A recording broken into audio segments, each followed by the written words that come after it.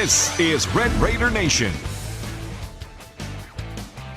Hey guys, right outside the Star, the brand new Dallas Cowboys training facility where it will be the home of Big 12 football media days. Tomorrow morning, Texas Tech represented on day one. Hey there, welcome into Red Raider Nation. I'm Andrew Doak. What I like to call it is talking season.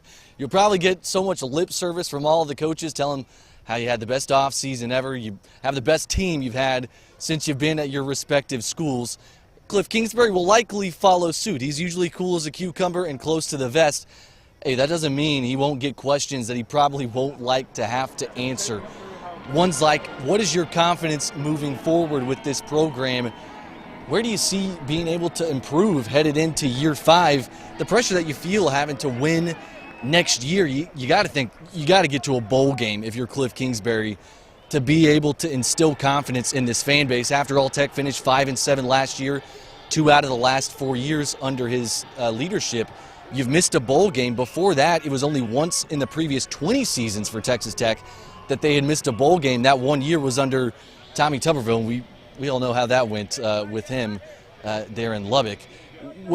And of course, look, you had Kirby Hocutt having to answer questions at the end of the 2016 season about whether or not Cliff would return right here this year, as well as this upcoming 2017 season. You've probably seen the rundown before, but let's take a look at Kingsbury's resume as the head coach at Texas Tech. To put it bluntly, or maybe nicely, it could be better. He is 24-26 overall. His record against Big 12 opponents, 13-23. Against top 25, even worse, 2-15, and their best Big 12 finish was 5th place. That was actually a 3-way tie for fifth place back in 2015. In case you missed it, the Big 12 preseason media poll was released on Thursday. First-year head coach and Tech grad Lincoln Riley, his Sooners edging out Oklahoma State for the top spot and the favorite to win the conference title. Kansas State all the way in 3rd, the only other team to receive a first-place vote. Texas and first-year head coach Tom Herman, they follow in 4th, and Texas Tech checking in all the way down in 8th place. Now, much of that voting has to do with what happened last season, whether it's fair or not. You see media critics, they see 5-7. They see a team that lost Patrick Mahomes, a guy who was a top 10 NFL draft pick, and a defense that's been suspect for a while. And 5-7 is what sticks out to them. They don't see how many one or two possession games that this Tech football team lost last year. But the Tech players headed into 2017 not putting too much weight into that. They see that as a positive case moving forward that they can use as a motivating factor no matter what the national expectation may be. We put in the work, so you really don't have a choice but to be confident. There won't be a game next year that I step on the field and think we don't have a chance to win. On Saturdays, you always got a chance. You've seen it happen time and time again.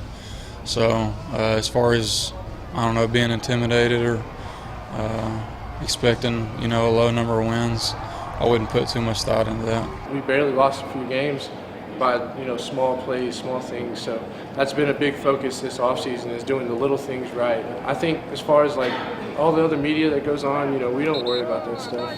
That's beyond us, and we care about our team and our teammates. And in actuality, it's better to come out of nowhere when people aren't expecting you to do anything. Hey, you got to love the attitude, right? They will come out of nowhere based on the preseason media poll if they are to make any waves. But looking back to some of those close calls from 2016, you had a loss at K-State by 6 points. Oklahoma was by 7 points. Texas by 8 points. Oklahoma State by 1 point. TCU was a win by 3 points. But in all those one-possession games, Tech's record overall was 1-4 in those games. You win those games, you flip that script, you could be as good as 8-4 instead of 5-7. That's just really comes down to those small possessions, those final drives at the end of games that cost Texas Tech their season last year. Of course, we will be here to cover the Red Raiders on day 1 as well as Big 12 Media Days on day 2. But stick with us tomorrow morning. We'll be here as early as 8 a.m. Then we'll follow with you tomorrow night in Red Raider Nation.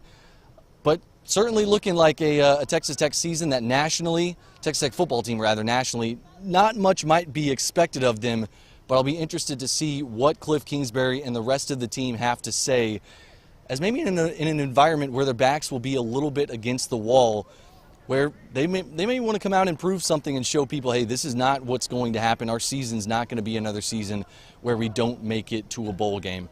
So it'll be interesting to see what they have to say tomorrow. Make sure and stick with us. Until then, Lane, I will send it back to you in the studio.